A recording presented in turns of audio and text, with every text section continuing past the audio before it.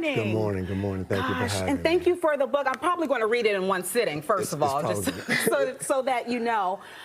Tell me what made you want to write this memoir and why write it now? So approximately about 10 years ago, I thought I was about to leave this earth. And so all these things, experiences and things that I had gone through in my life and hadn't yet met my family, my two living siblings, which were from the gay side of the family. And I started writing. And it came out of me like a will, like a diary, like a sermon, and in the form of a movie. And so yeah, that's what inspired me. I wanted to leave something where my family could be encouraged, inspired, and warned, because my children, a lot of people didn't know some of the things I had gone through in the last 15 years before I wrote the book. Got it. You were sharing with me, too, that you had met your father, and you and Marvin share the same father, just 6 months before the shooting. Yes, yes. I was basically a family secret. Yeah. And different things was going on in my life, trauma on my end as a young teenager, and they shipped me to see my father. They said he was in the area, and I went to see him and met him for the first time, and that was one of the most memorable moments in my life, being affirmed by your father, and then next thing I know, the shooting happened. Yeah, and you were just 14 years old. Yes. And so you didn't get the chance to actually meet Marvin, no, correct? So no. How did you get to know him through his music, through the family?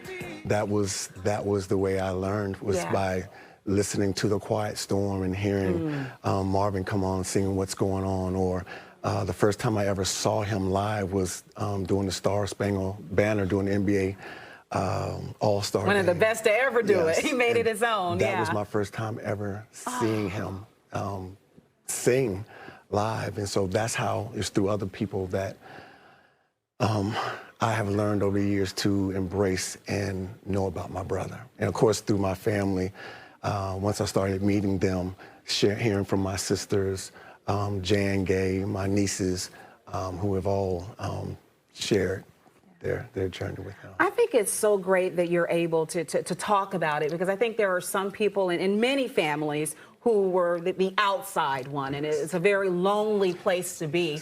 How did you get to a place where you were able to release the shame of it all? It's interesting that you said that, because to be related to one of the most famous men, but then to someone who is related to be the son of one of the most infamous men, for what he did to my brother.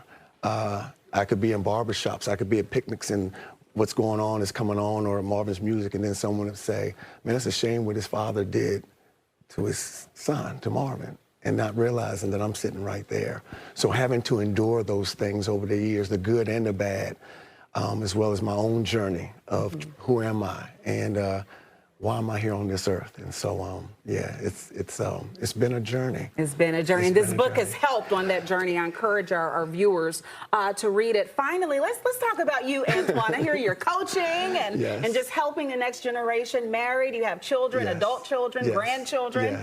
Tell us more about yourself. Yes, well, I've worked in a lot of fields, mostly education, recreation, public safety. I'm a former law enforcement officer, corrections, therapeutic mentor, probation officer.